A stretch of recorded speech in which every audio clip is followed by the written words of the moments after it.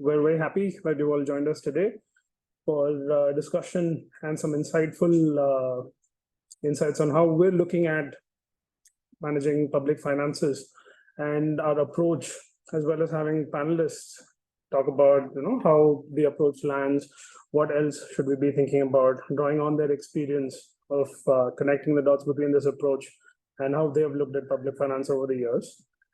So this is largely what we'll be covering today, where I'll quickly take us through the organization, the team that has been working on this, as well as moderator Ameya, who will then go on to introducing the panelists, as well as taking us all through how we've thought of the strategy and approach to reimagining public financial management. There'll be a discussion with the panelists, and we'll close with some questions from the audience.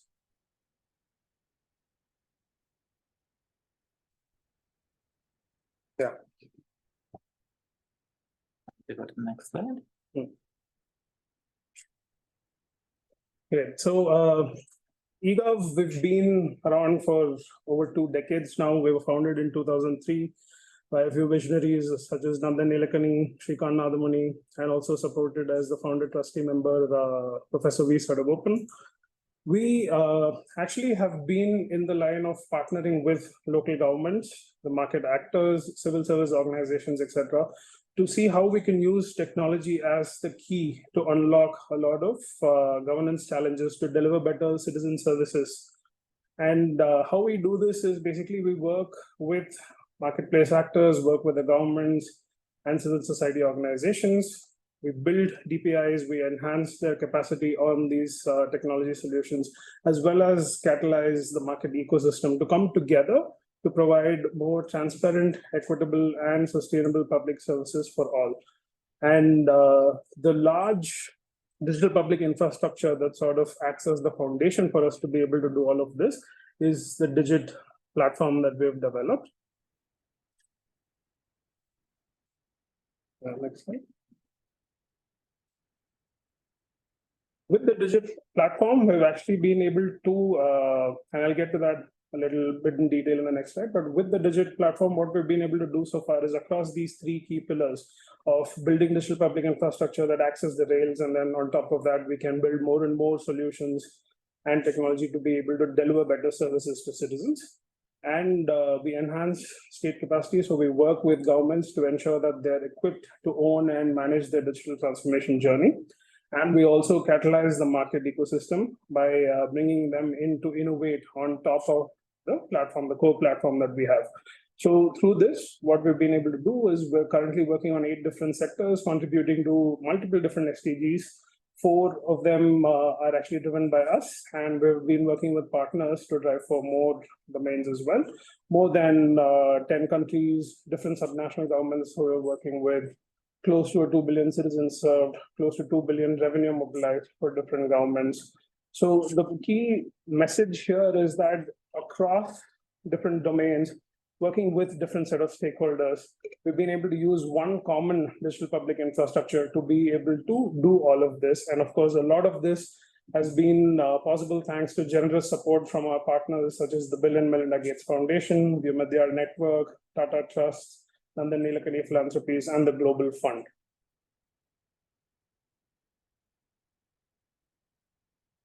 Yeah.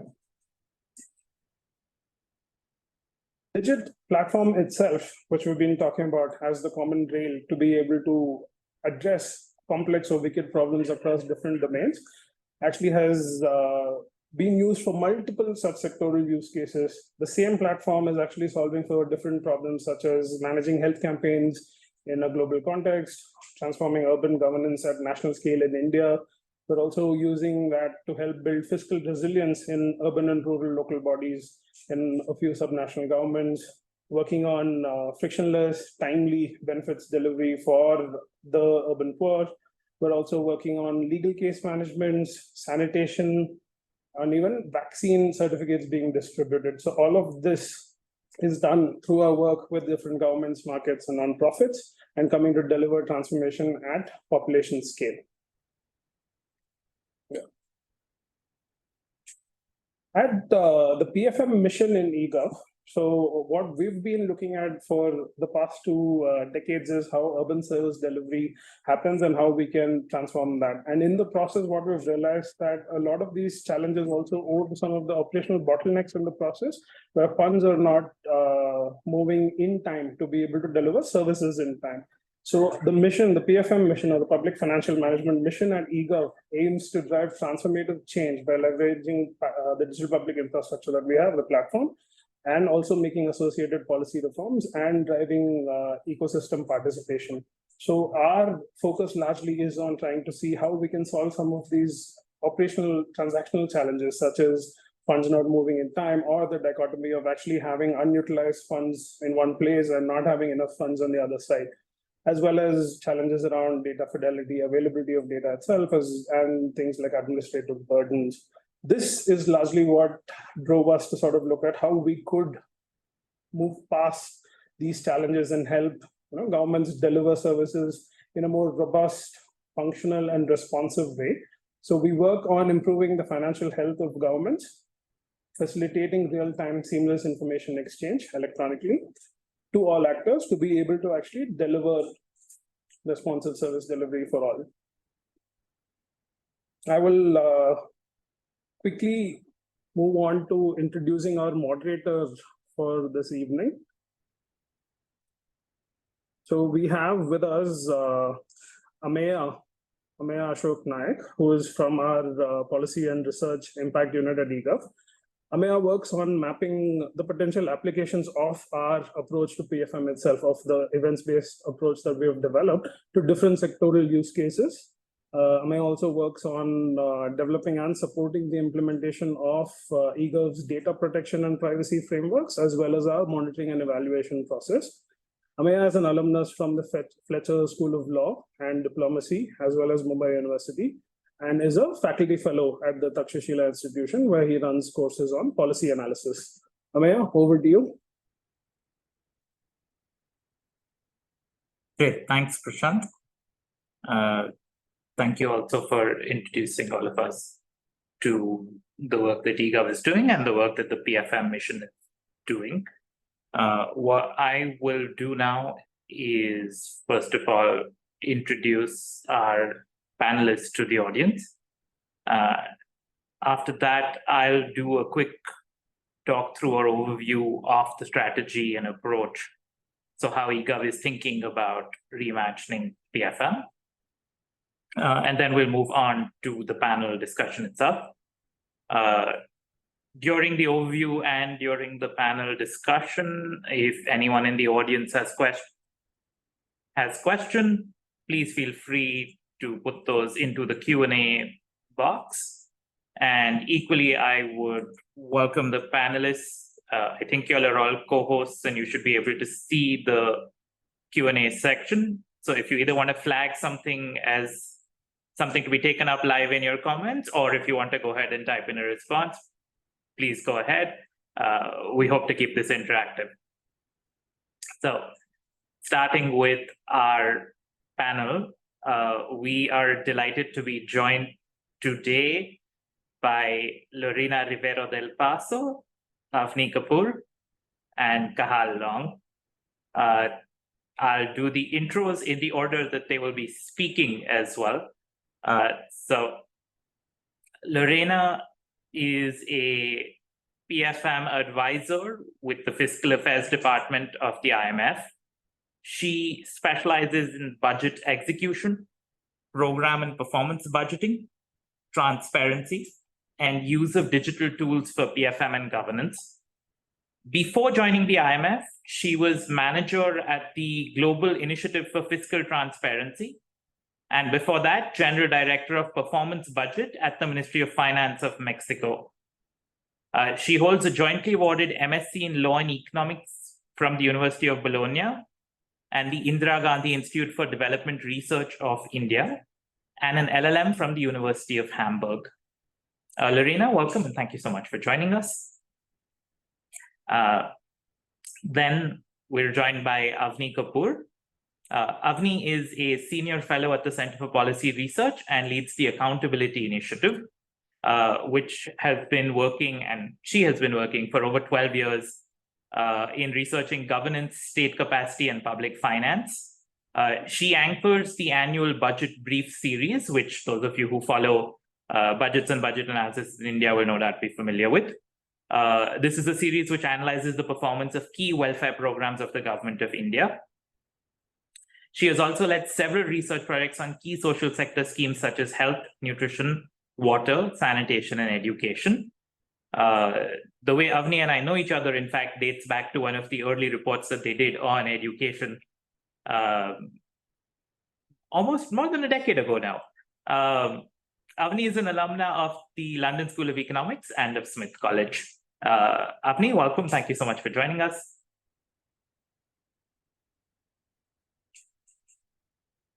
And we are joined by Kahal Long. Kahal is a senior research fellow at the Overseas Development Institute, or ODI, where he co-leads the Digital Public Finance Hub. His research looks at local government financing for service delivery. He also advises government on PFM reforms as part of ODI's advisory services.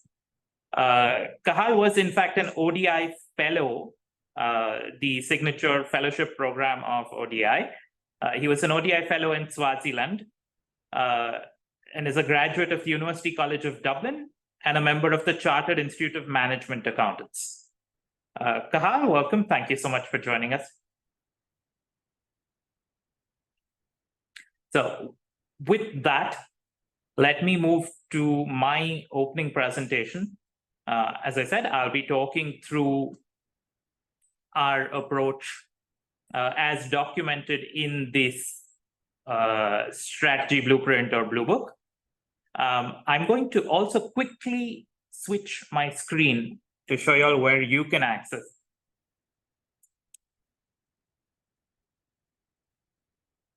So if you go to the eGov PFM website, which is pfm.digit.org, and I'll request Prashant to put the URL into chat as well, and navigate to the strategy and approach tab, you will be able to access the strategy blueprint from here. You can actually read it on the microsite itself, or you can choose to download it, and you will get a PDF copy that you can go through. We will put those links into chat. We will also share those again on our final slide. And we'll be sharing them again when we put out the recording of the webinar. We do encourage you to go through and read and get back to us with any ideas, any comments, any feedbacks, any opportunities for collaboration. That's really the primary goal of this exercise. So with that, let me move forward with the overview. At the risk of starting in a somewhat basic or simplified space, are the slides visible? Okay, just give me a second.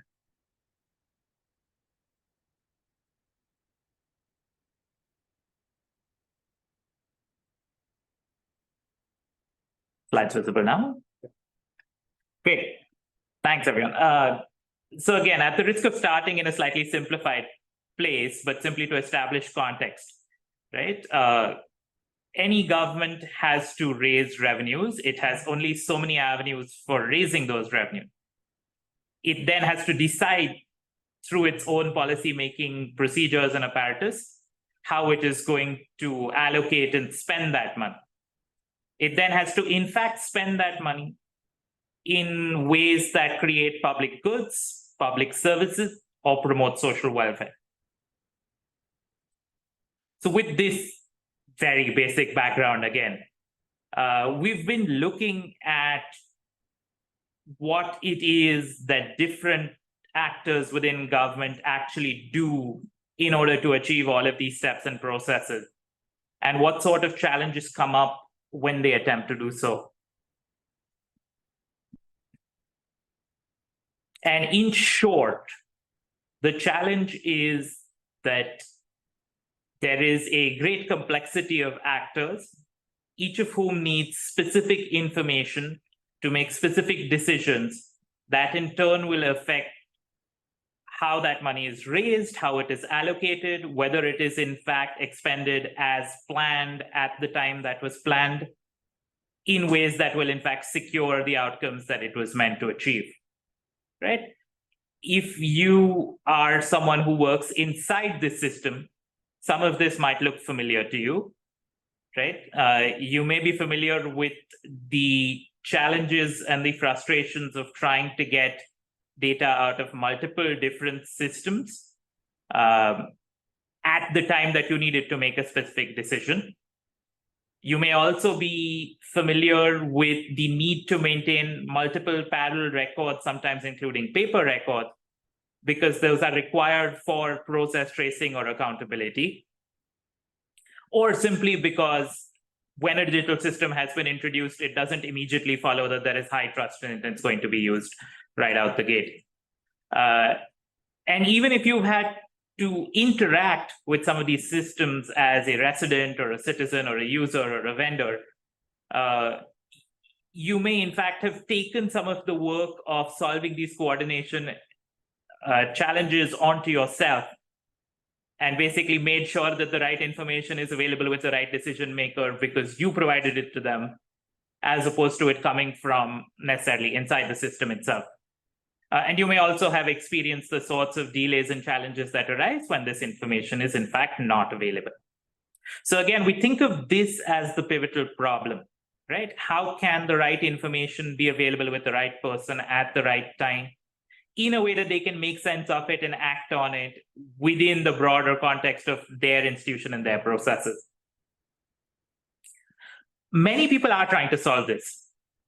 In many cases, we've seen civil servants or officials within government or other innovators figure out what is needed within the specific context that they're working, and to say, okay, we'll create our own systems, we'll rework our own processes in ways that make sure that we have that information at the time that we need it.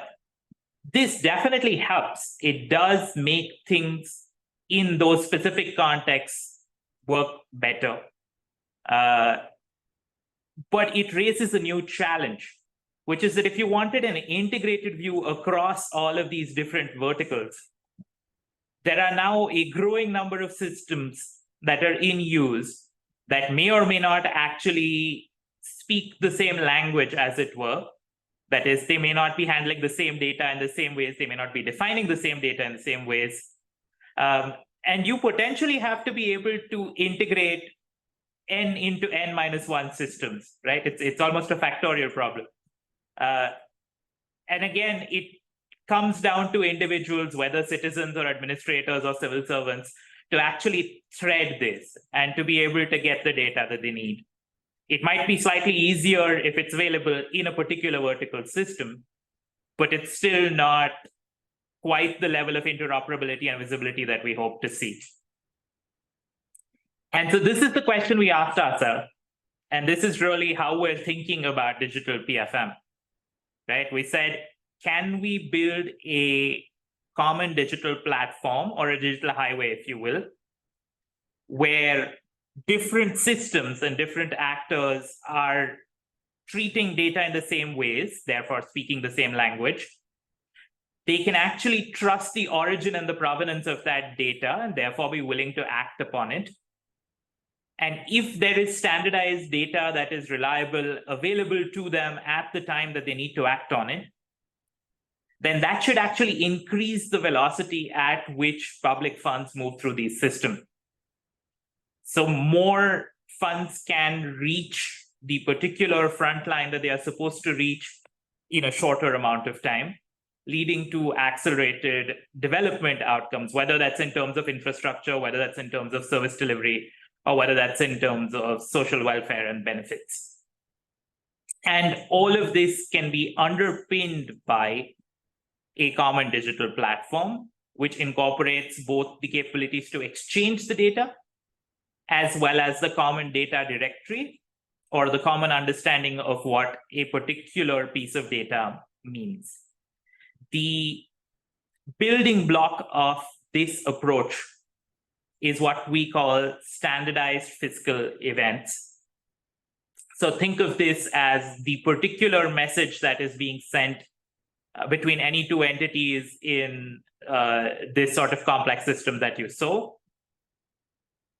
On the fiscal side, we've actually done a fair bit of work to go through the different kinds of information and messages that get exchanged. And we currently believe that a substantial majority of these can be modeled as these 9 types of standardized events that you see on the screen, namely estimate, plan, sanction, demand, receipt, credit, bill, payment, debit. Each such event would carry specific information that others could use and act upon at various stages of the PFM lifecycle.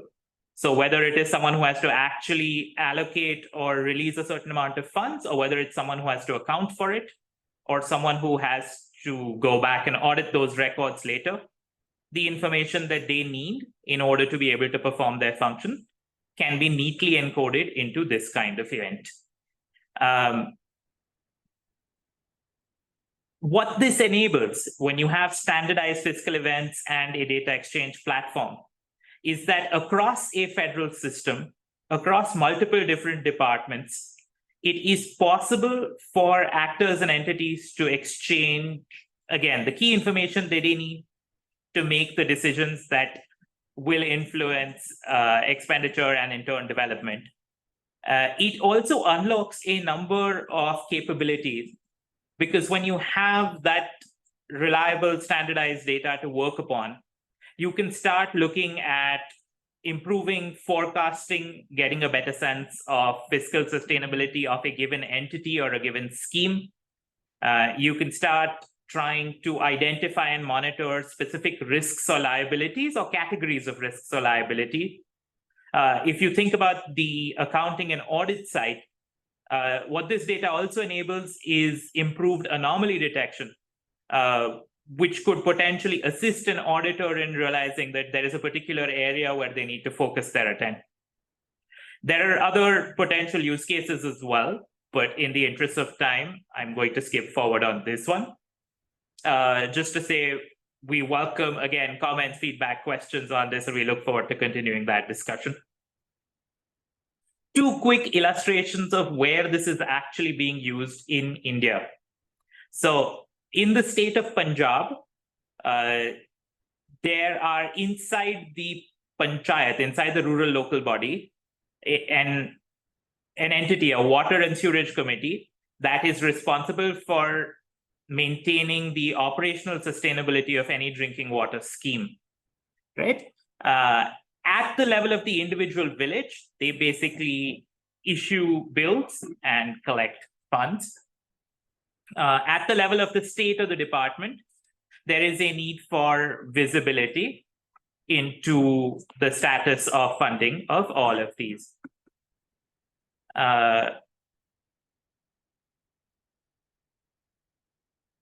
Further, with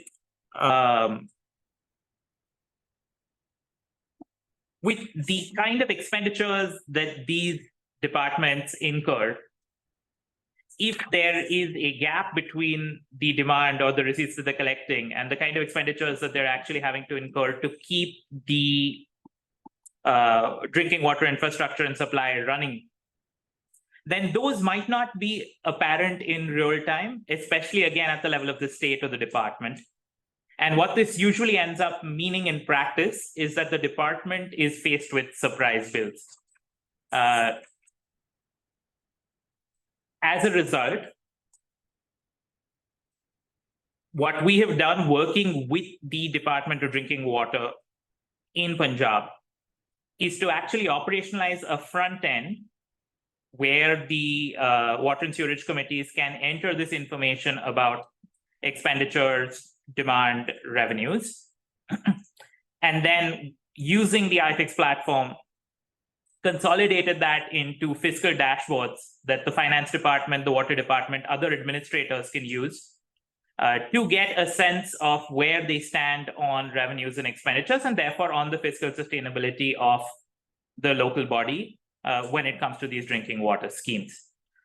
In the future, we believe this can also enable real-time auditing because all of the information that an auditor would need is in some sense available already. A second quick illustration, and this is also my last slide.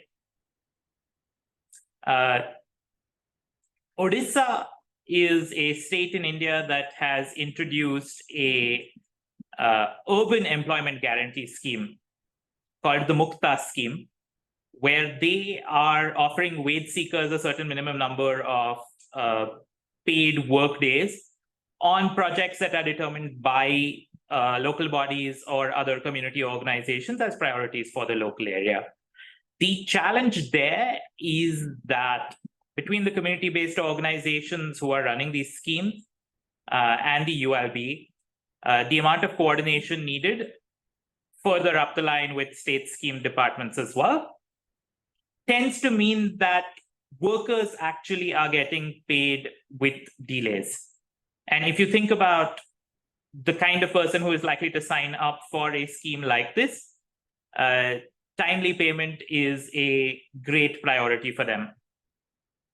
And so again, working with the state government, what we've done is we have helped them standardize the kind of information that is exchanged about any such project, such that once the community-based organization or supervisor has submitted information on who the workers are who are working on a particular project, and once that has been verified by the relevant stakeholder in the ULB, the process of getting the payment released to all of those workers is considerably expedited, right? There's basically a single approval that has to go to at that point of time. And then because all of those particular recipients are already enumerated and registered, a payment can go straight through to them. And so persons such as those that you see in the image working on a particular local project can receive their payments in a much more expedited manner.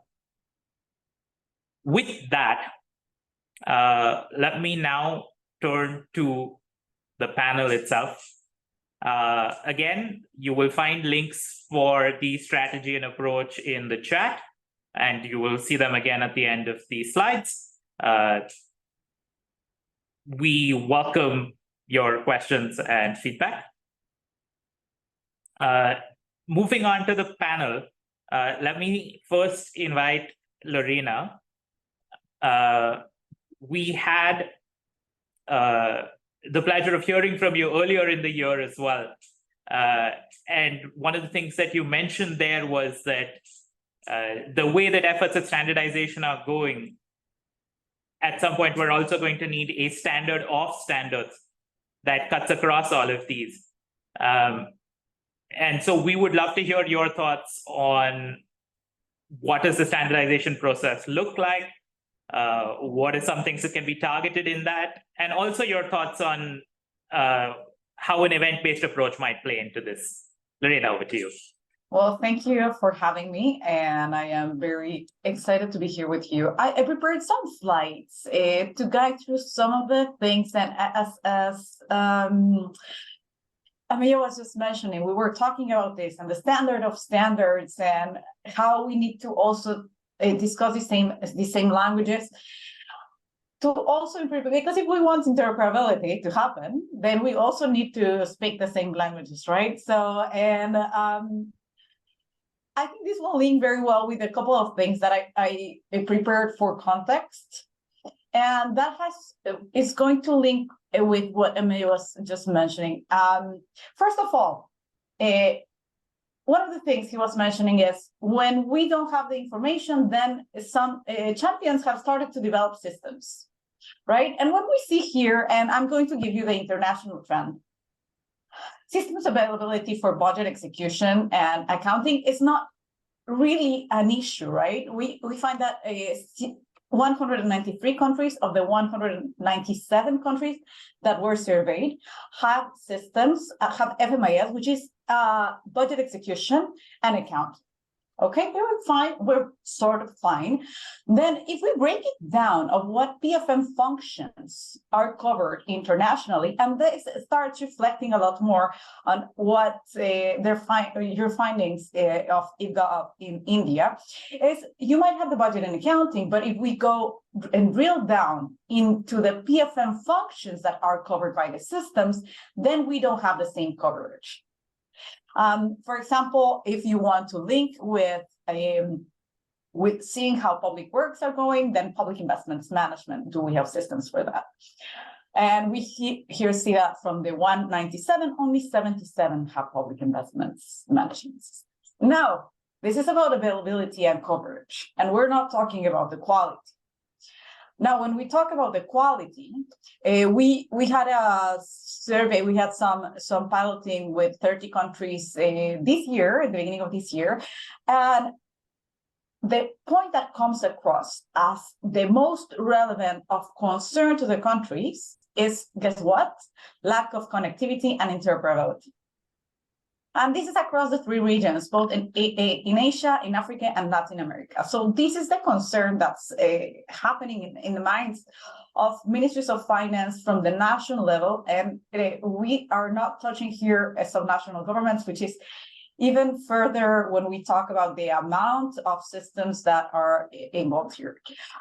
We have other concerns, but today, considering the focus of IFEX and the sharing of information, I would say, let's focus on lack of connectivity, interoperability, but also the quality of data and the conflicting data with other systems that are still in the top 5, right? We count that. Then what is going on with this blue book and how do we fix that? It's exactly the core of the problem that countries are trying to achieve. Now, I'm going to present how we are thinking about this as well. We have just presented the digital solutions guidelines for PFM that you saw in the cover. But I'm going to do a zoom in into the data architecture element of this, because it's how can we rethink the systems and create this, let's say, digital public infrastructure, but on the data exchange layer, the codes, catalogs, and so forth. So the digital solutions guidelines are this framework based on pillars, 3 pillars, and it's a detailed practitioner's view of the desirable functional attributes for each of 11 PFM functions. So how does this look like? Very simple. It's 3 pillars. We have 6 principles per pillar and up to 4 attributes per principle. So in total, we have our 30 attributes, and then we break this down into 3 levels of maturity. So what are we trying to achieve with this?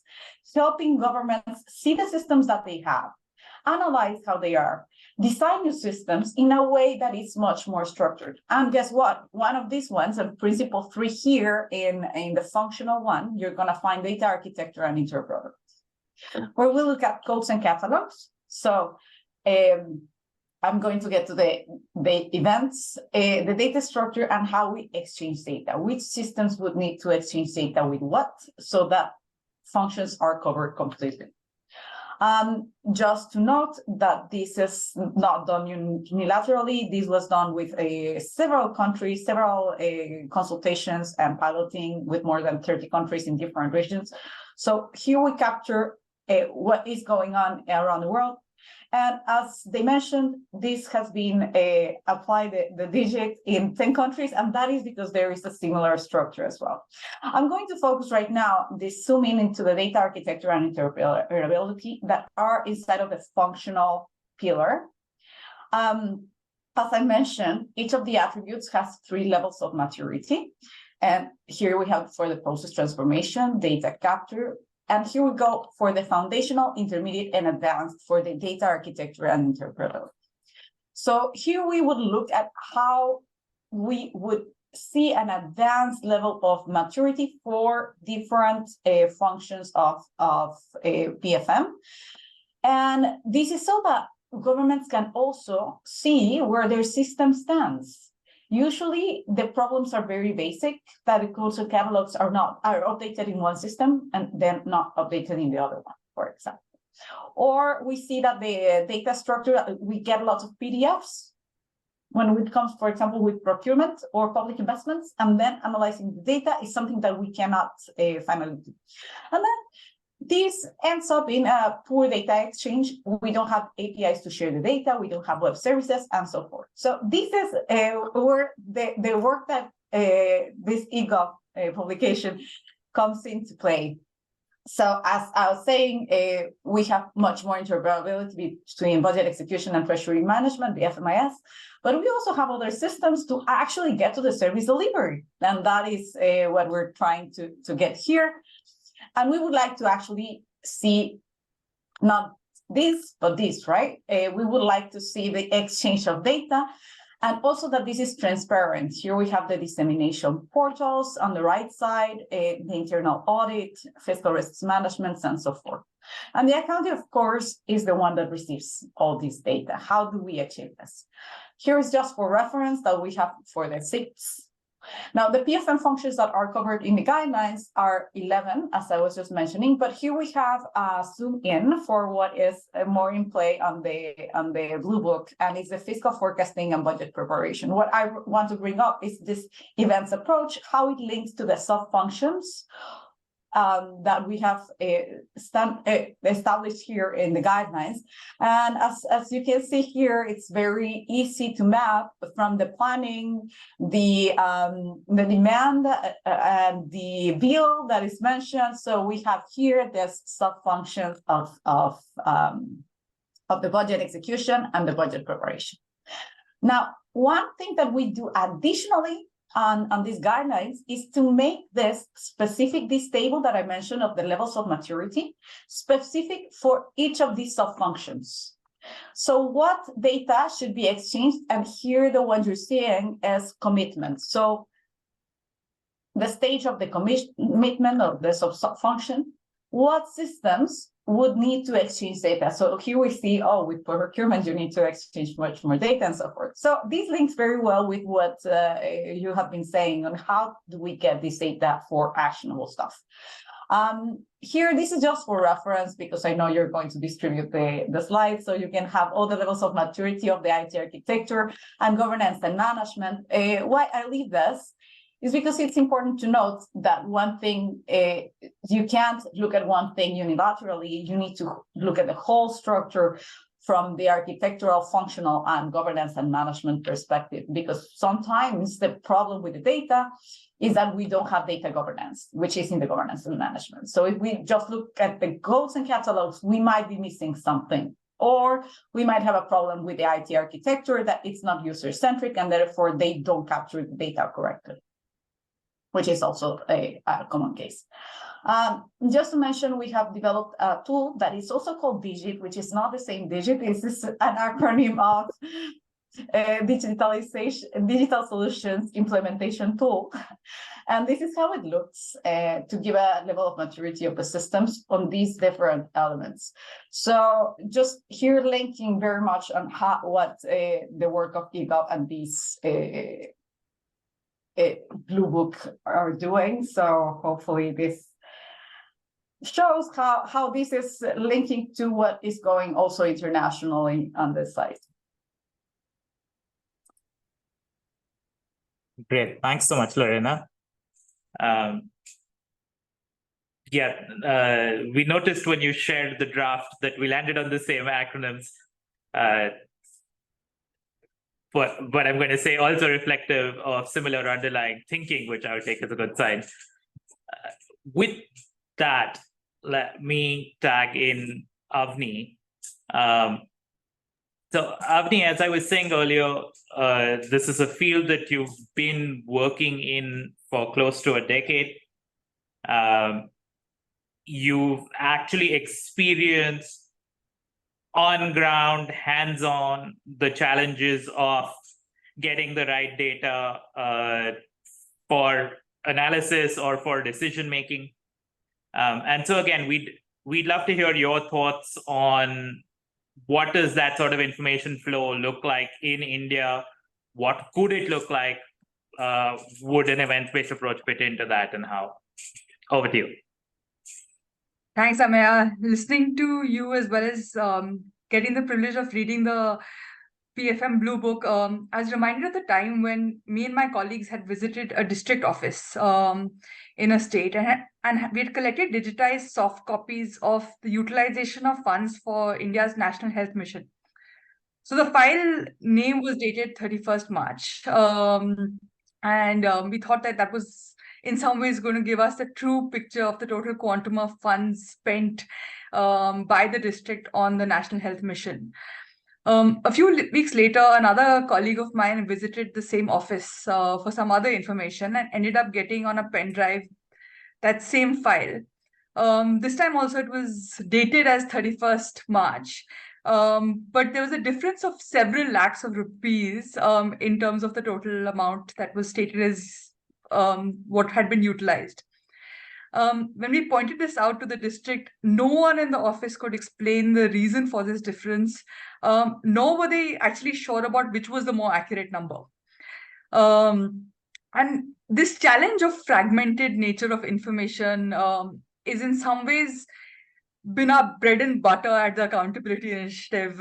We in fact complete 15 years in a few days, and part of it has been just trying to piece together almost like a jigsaw puzzle, the differences between proposed budgets and approved budgets and allocations, releases, expenditures, and outputs. And we've been doing this for key central schemes, as you said, during the annual budget analysis, but also trying to do this very difficult task. Particularly, we started in 2008. Now you have a lot more systems, and as you said rightly, there are a lot more innovations, and you have treasuries online, you have budgets online, which were in 2009 not a scenario that existed, of actually trying to track that government file and money right from when Government of India releases it till the bank account of the household or the school. Or also trying to understand fiscal marksmanship, which is present often in most of the budgeting in India. And I think I can safely say that we've honed several fiscal detectives, as we call them, trying to unpack the data and workflows. So I think that the blue paper does a great job in trying to understand and map out the different fiscal events, and both the challenges and the opportunities in India's current PFM architecture and design. I think what I particularly liked was the fact that you've taken into account actors at different levels, and you kind of talk about how in some ways you need an integrated system and not some of these piecemeal interventions. But as someone who's spent a lot of time in government offices as well as with frontline workers, I end up putting on my policy hat, or rather the implementation hat. And I do see some challenges, not to say that they aren't resolvable, but just to say that it's something that we should keep in mind as we're thinking through how to actually build a system like this.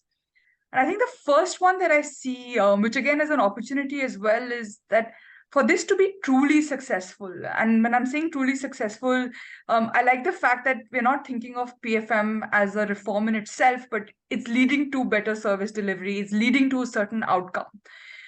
Is that in some ways you need a lot of reforms happening together. It can't be just ensuring not just the vertical integration, as you mentioned, but it also requires different actors to come together. So one of the things that I think something that I've been advocating for in some of our work is how do you harmonize accounting standards across different levels? A few years ago, we done some work with the government of Karnataka at local body, looking at local government financing. And I think something as simple, which sounds simple as a location code, the absence of that means that you don't really have an idea of the level at which expenditure is being incurred. And we've been doing some exercises of trying to, as in it's interesting, the district is such a strong implementing unit, but obviously it's not a governance level in India, so you don't have anything called a district budget. But looking at drawing and disbursing officers and looking at treasury data to try and look at how much does a district spend, and the answer to which no one really knows. Similarly, I think as a country, we don't have a number for how much does India spend on nutrition, because of the way that accounting standards exist. And so I think if you want to be able to have this common master data, you do need to reform the accounting standards. And that for me is an important almost foundation on which a lot of the information flows can be built. I think the other thing that's going to be interesting to see how this all comes to be is it's important to keep culture and people in mind. And I know that you do mention that, because a lot of this is going to be, or rather need, a trust building exercise. I think, Amaya, in one of your slides, which had that squiggly, the right people need to know that at the right time information. You spoke about the fact that often trust in the system is very low. But what I've also noticed in some of our work is that in a federal setup like India, there's also mistrust between different levels in the federal structure. I've had state governments complain about the union government not giving them data or not trusting the union government's data, as well as the union government sharing that states just haven't shared the requisite data with them. So it's not always the case that data doesn't exist. I think it's also about how open you are about your own data set, but also how open you are about trusting the data systems.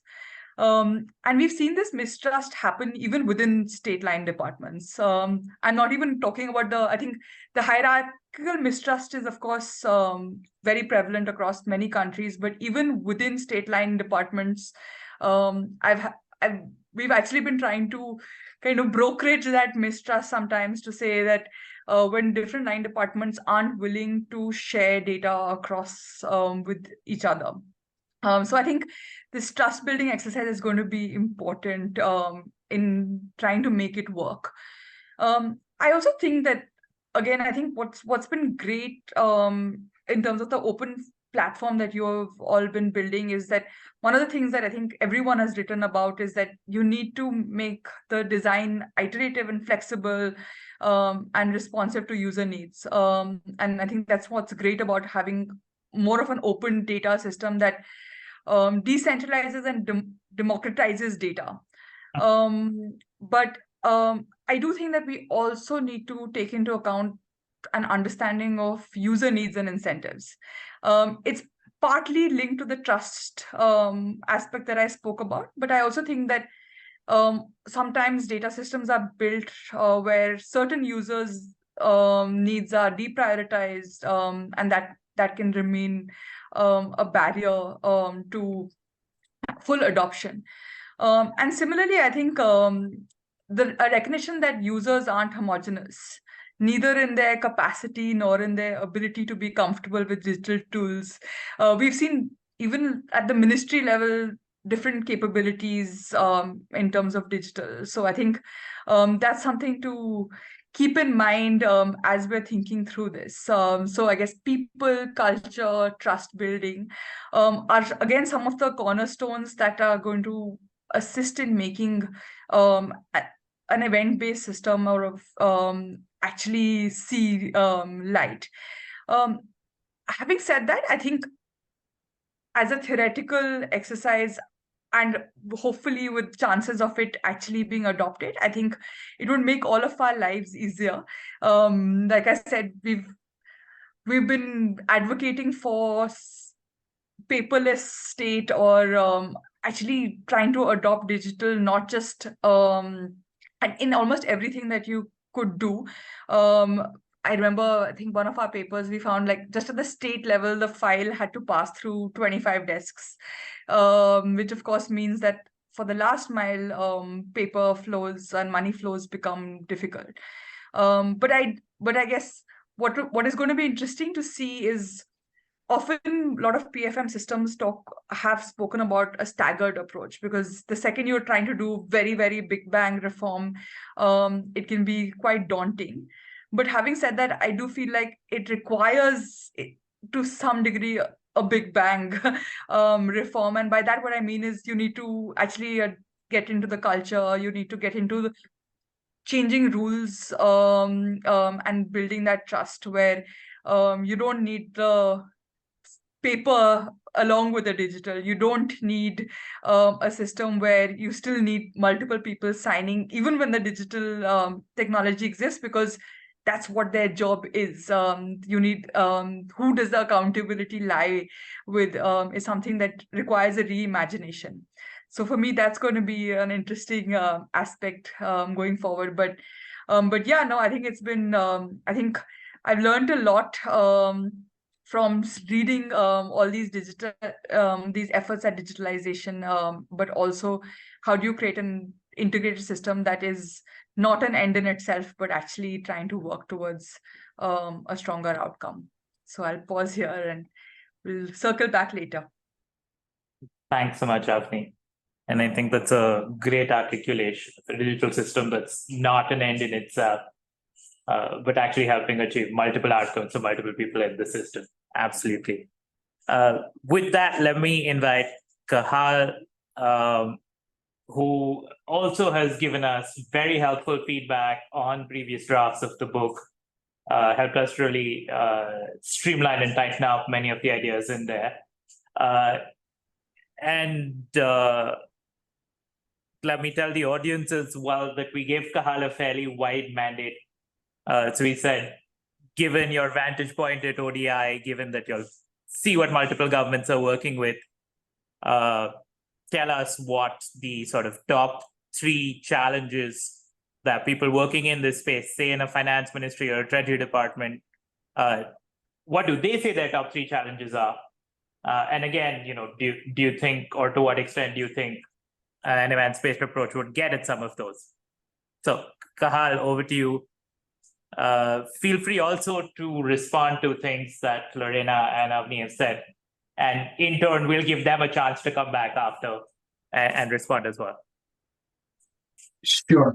Thanks, Amaya, and thanks to the eGov Foundation for the invite today, and for all your collaborative efforts with the Digital Public Finance Hub at ODI over the last couple of years as well, which we really appreciate and we really look forward to continuing in the future.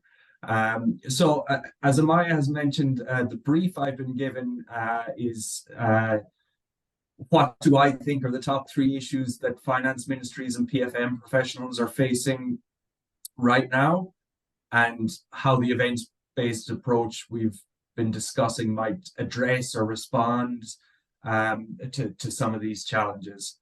It's a big question, but it's quite a timely question, given that most governments are actually facing a similar set of challenges currently, which has been kind of dubbed the poly crisis. And it's also quite timely because we just had a conference in September here at ODI about how finance ministries are navigating this poly crisis. So what I've decided to do is to kind of share 3 of my takeaways from that conference that I think are relevant for the discussion today. So the first one is around the fiscal squeeze that most countries are facing at the moment, and everyone is looking to finance ministries on how they're going to solve this fiscal squeeze issue.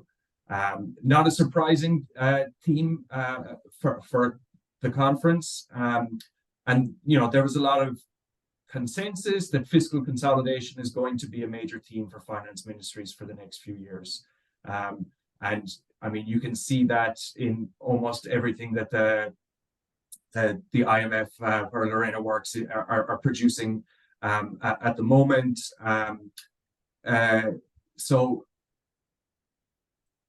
finance ministries are going to be trying to raise more revenues, but they'll also be trying to prioritize expenditure, trying to balance short-term spending pressures with longer-term objectives like responding to growing inequality and climate change.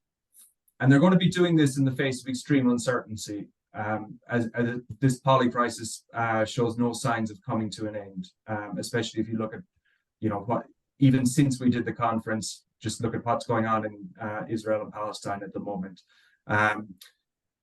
So to do this, they're going to need good information to make very difficult decisions. And I think that's where PFM is important, and that's where digital PFM is particularly important. But, you know, almost every time I read something like a spending review or a piece of analysis on government expenditure, the opening part of the document almost always points to some limitations of the analysis due to issues with data. It's like, we couldn't really find the answer that you were looking for because we have problems like bringing together data on inputs, outputs, outcomes, quality of outputs. And that makes it very hard for any kind of decision maker in government to make a decision on what to cut, where and by how much, where to reallocate, like in terms of prioritization. And, you know, it's my hope that digital solutions and approaches like the ones we've been discussing can really go some way to addressing these problems we have of kind of bringing together data in meaningful ways so that you can get meaningful analysis and you can help decision makers make those tough decisions around prioritizing expenditure. So I see a lot of potential for this events-based approach to allow us to do things that we do now, but to do them better, particularly with respect to the quality of information we're putting in front of decision makers. So that's the first thing. I also see this events-based approach as part of a shift to a more open technology architecture where the PFM system is part of a wider ecosystem of data, platforms, and services. And I think that shift allows government to do new things. And I think one important thing that it can enable is to allow for spending to be more targeted. And it's never been more important for spending to become more targeted, particularly given kind of growing inequality issues across countries and within countries, but also in terms of making the most out of scarce resources right now at a time when we're in this fiscal squeeze.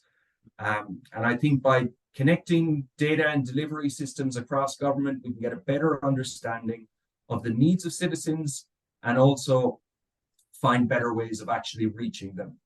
And I think this could, you know, contribute to closing the gap between policy and delivery with respect to addressing inequality. And the final point, which is quite related to the second point, that is around responsiveness. And I think this events-based approach could kind of contribute to more responsiveness on the part of governments. Thinking about issues of adaptation to climate change, which was a big discussion point of the conference as well, particularly in terms of, you know, balancing the short-term and long-term spending pressures. You know, countries are going to face an increase in the frequency and severity of these climate events. And responding to these events will actually require better data on those who are being affected by them, and also better data in order to reach them in terms of a response.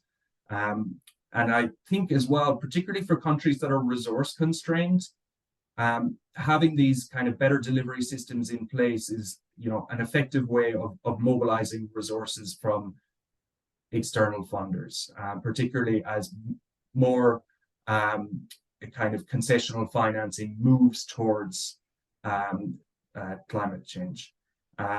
So I'll leave it there for now. I didn't really get to respond to the other panelists, but I very much agree with all the points that they raised. Thanks, Cathal. I think that was quite interesting. Just wanted to chip in with a little, just to build on top of what Carl said. Carl, what we also think of this approach is looking at finance ministries or finance departments in different parts of the world as the coordinators of development, right? And they are technically savvy. It just has to sort of sit in as something that they want to really make happen, especially in the case of a poly crisis, like you mentioned, where information will actually have to move between different actors rapidly and decisions will have to be made. So having a common language or specifications, which we talk about, is really helpful to achieve what you've just mentioned as some of the key challenges. Yeah, I think, a big question for me is, what role is our finance ministries and finance departments going to take in, data governance in their jurisdictions? Absolutely. Finance ministry is both a provider and a consumer of data. I think it can do a lot more on its own end. And Avani mentioned the chart of accounts. There's a lot of potential for countries to kind of clean those up, get them more unified across different tiers of government. But they also need to be careful not to standardize things that shouldn't be standardized. Where is standardization appropriate, and where can you build flexibility on top of those standards as well? So yeah, and I think finance ministry's role in terms of holding accountable other providers of data and setters of data standards is also potentially a big area. Yeah, it's almost as if they can take the lead on building the roads between different agencies to have information pass at the right time to the right person. Yeah. But one issue is that, particularly in lower income countries, everybody has ideas about, what needs to be done, and everyone is kind of beating the same path to the finance ministry. The finance ministry needs to do this. The finance ministry needs to do that. The finance, and they only have so much bandwidth. So I think, maybe convincing them to hold others accountable for what they need to do, rather than the finance ministry continuously trying to kind of fix problems, which, often in my experience, a finance ministry finds bad data in a sector, and then rather than work with that sector for them to do a better job, they just take the data and try to clean it up themselves. And then this leads to more duplication of more lists of everything, and a bigger mess. Thanks, Kahal. And I think I saw both Avni and Lorena nodding towards the end of those remarks. So let me first invite Avni back in if there's something in the recent remarks that you want to comment on, and then Lorena after. No, just to say, I was thinking as Kathal, as you were saying this problem that almost every report says data discrepancy. I'm sure I think all of our reports say that as well. But I was also thinking about the fact that in India, the terms of reference of the 16th Finance Commission is out. And inevitably, if you see Finance Commission reports struggling with lack of good quality data. Their ability, they play such an important role in India, but their ability to actually take decisions or be able to justify their decisions is impaired by lack of quality data, both either data that is missing or data that just doesn't add up. So I think having an events-based approach as you presented today could really help in solving that. Another area that as Kathal was speaking, I was thinking about the number of issues, especially in a country like India again, where we've been doing some work on trying to look at tribal health financing, for instance. There is no way of actually tracking that. And part of the problem is money, of course, is fungible and pooled.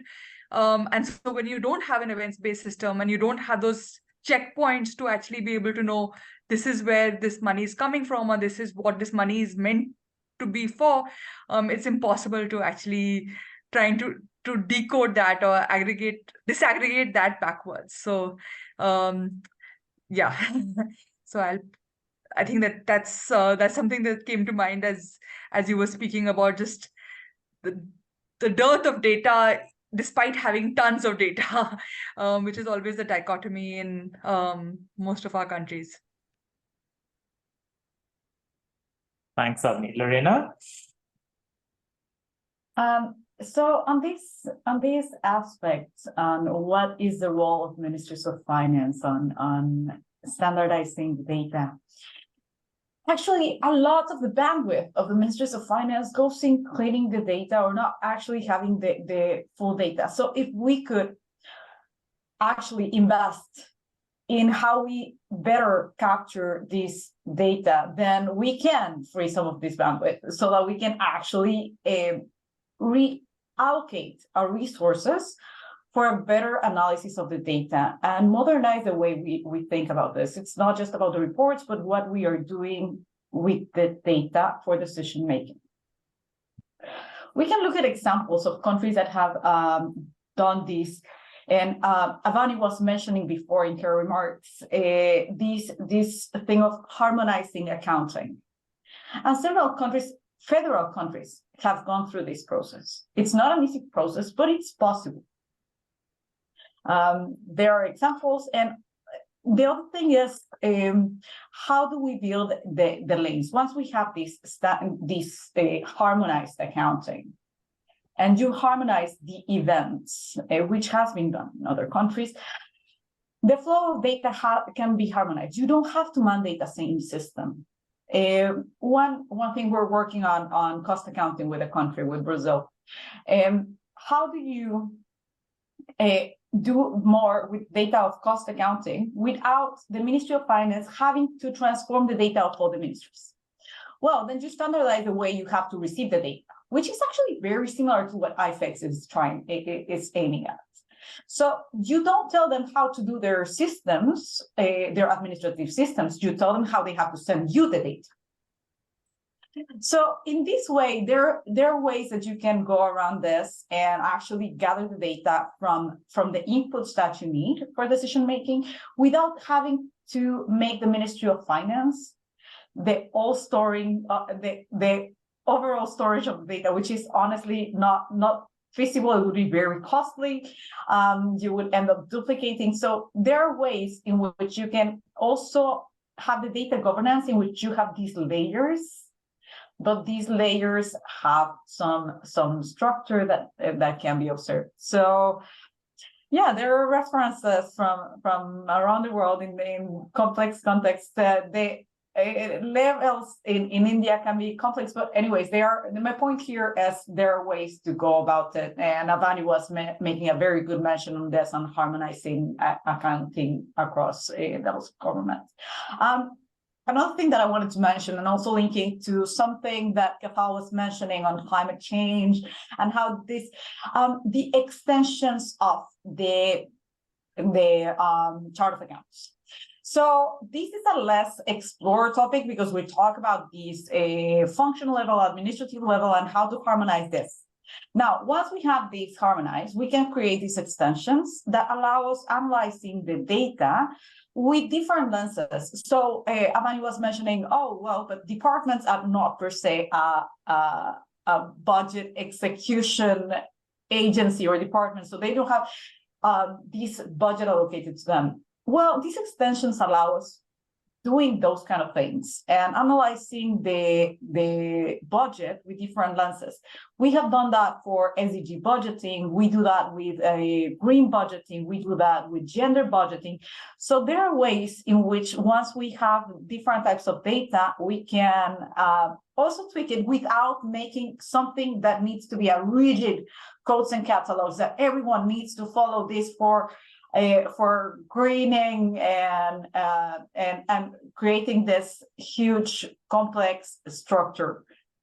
It can actually be a flexible way of doing this. Wonderful. Thanks, Lorena. And I think we might not be using the same language exactly, but we're definitely thinking around, again, what could one include into such kind of either specifications or chart of accounts, or the way that this information is transmitted, that would enable that level of disaggregation, tagging, reaggregation as well. So definitely something we're interested in exploring further. We are close to the scheduled time we had for this webinar. I do want to check quickly with the panelists how y'all are placed. Would another 5 to 7 minutes be okay? Okay, I see not. So we'll request the audience to put in any questions they have in the Q&A. While they're doing that, I'm going to start us off. Well, I actually have only one question. Any of y'all are welcome to jump in on this. The question is that as we worked on this, we found working on standardizing fiscal events and fiscal information, while complicated, there were still clear sources we could look at in terms of how that information is supposed to be exchanged between different actors within government or anyone who's interacting with government. When we start thinking about pairing that with information from delivery side systems, right? So people who are actually responsible for delivering the services, whether that's a district or department or a particular hospital for that matter. How should we think about standardization? Are there sources that we can go to sort of get a jump start on that process? Again, big question, but welcome your thoughts.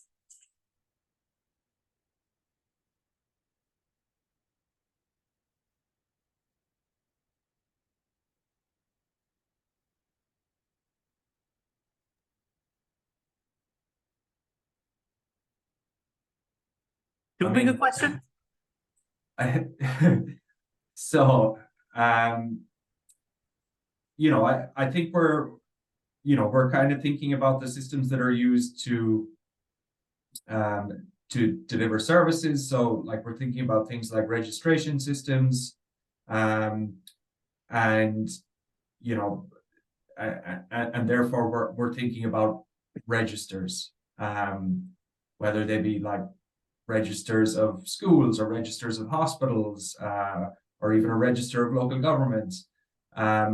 I have found that, you know, these registers tend to have a lot of discrepancies in them across different departments. So like even in something like the Education Management Information System, the registry of schools may look different between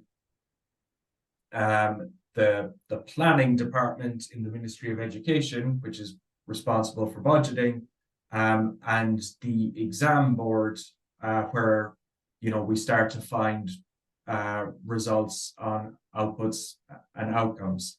So then afterwards, when you're trying to bring together data on like the effectiveness of spending across, you know, local governments or schools and things like that, it becomes difficult to match up these different sources of data.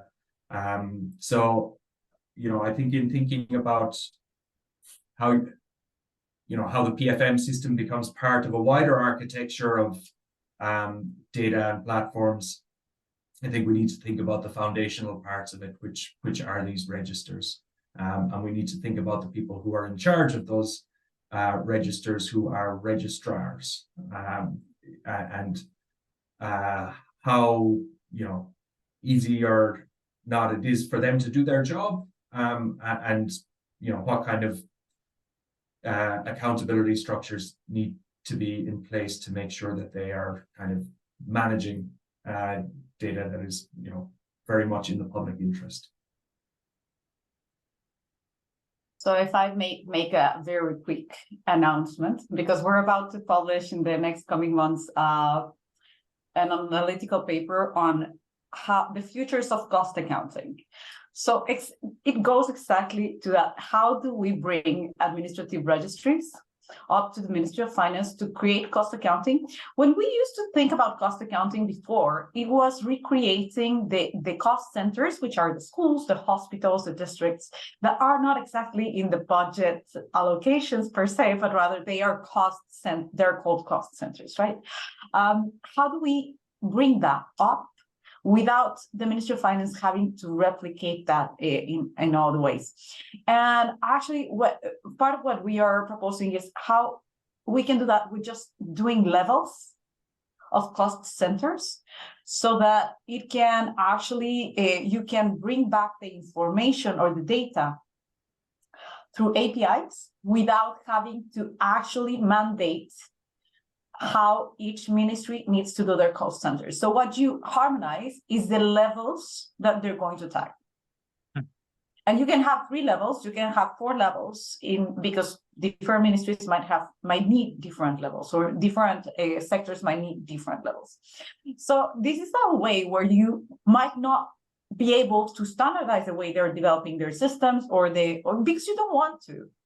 What you want to get is the actual data in the way that you need it to do analysis, right? So if we abstract ourselves from that, what is it exactly that we need, right? So we're doing it with levels. We find a way of doing that. We're actually developing a machine learning model on how to use data after that for performance budgeting, for improving budget credibility. So for actual outcomes, for example, in procurement and stuff. So yeah, the levels is what we found as a good chain that allows us to do this.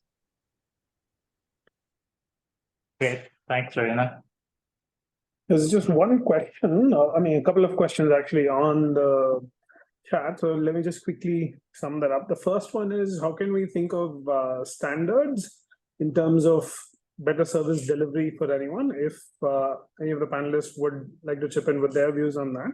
And the second one is, given the varying efforts that are going on around standardization or essentially information flow, is there a view from any of the panelists on how can we synergize these efforts? How can we sort of collaborate best to look at one possible outcome that all of us are working towards? Yeah.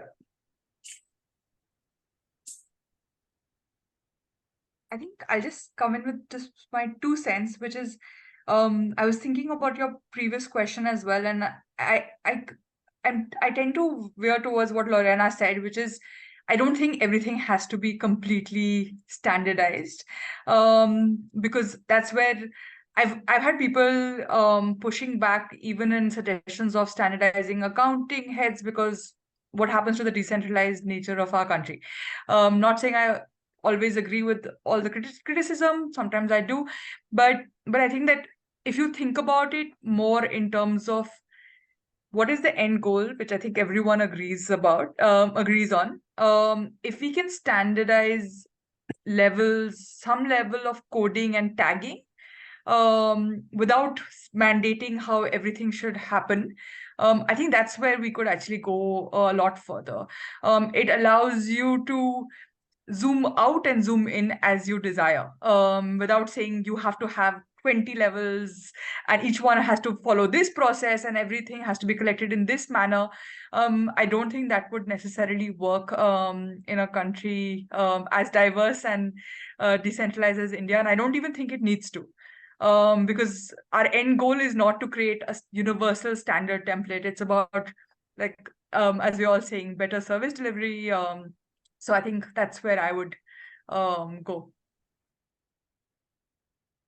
Thank you. Maybe just to offer a kind of answers from elsewhere, and building what Vani was talking about. Yes, it can't. Not every sector and service that government provides is the same, obviously, and it can't all be kind of measured or standardized in the same way. I mean, I've posted a link to Mark Robinson's blog, and he's just had a recent series of 3 blogs kind of on digitalization and performance measurement or monitoring and evaluation. And he's quite bullish on the potential of digitalization, but also notes like some limitations where like it's difficult in some sectors to measure the quality of outputs, and very difficult to get at outcomes unless you do surveys, and that's something separate to administrative systems. But I think it's useful to kind of think through where there are kind of commonalities and sectors where you can kind of measure outputs and the quality of those outputs as well. Great. Thanks, Cathal. Lorena, yeah, last word. And if I may, just in that, before we were talking about, before, when I say before, it's not this webinar, but rather like 12 years ago, when we were talking about performance budgeting and these outputs, it was all about how do we create a perfect system to capture everything. Now technology allows us to think about this differently. Now we don't need to create a system where we capture all the indicators. We can have a plethora of data sources and different ways of drilling down, like Avani was saying.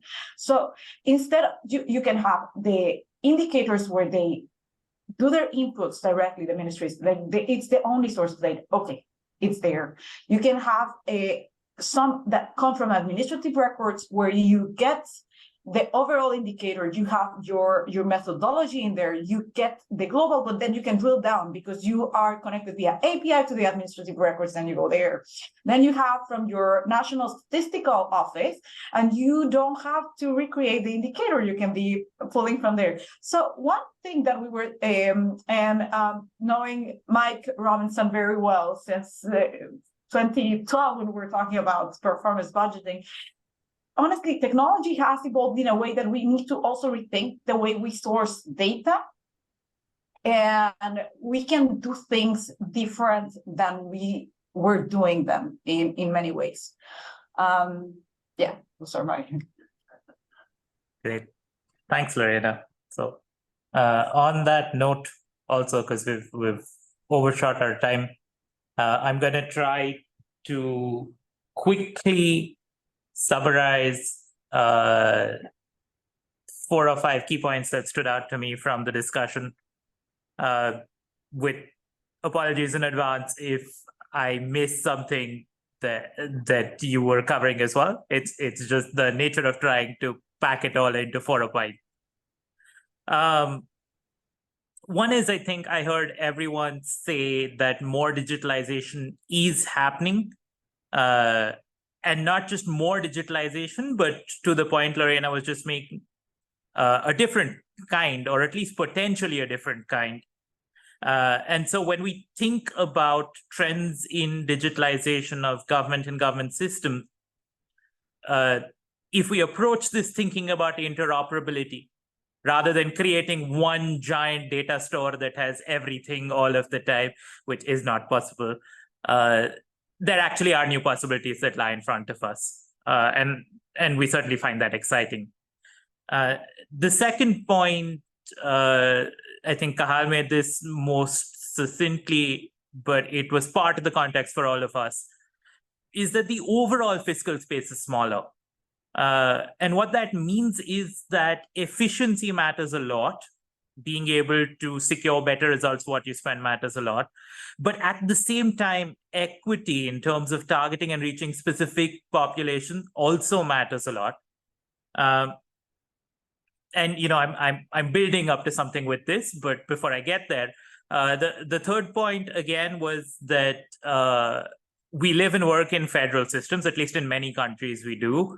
And that federalism is an important part of the design of the system. It matters for how policy is designed and how it's delivered.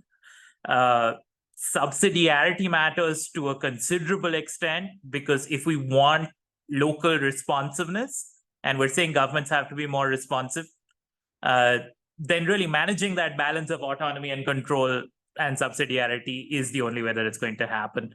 And if I put together these two ideas, right, you want more efficiency, you want more equity, you want more subsidiarity.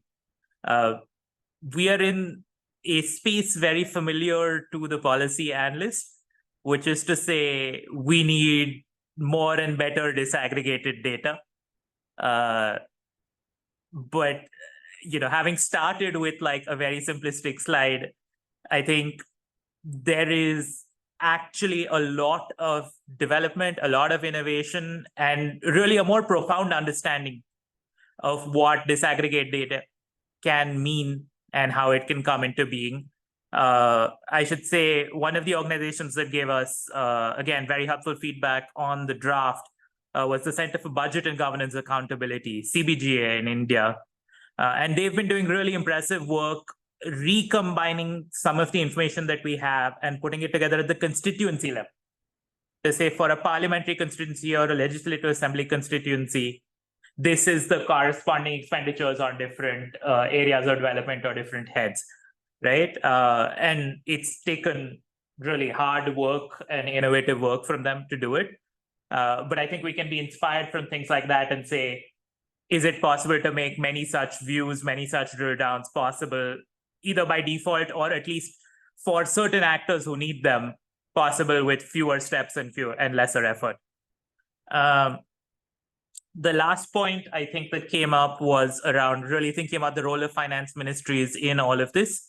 And I think I heard the panelists say that it's not so much about every single request being channeled to the finance ministry saying the finance ministry should do something about it, but rather how finance ministries can play a role in creating better governance around, especially around data and data exchange.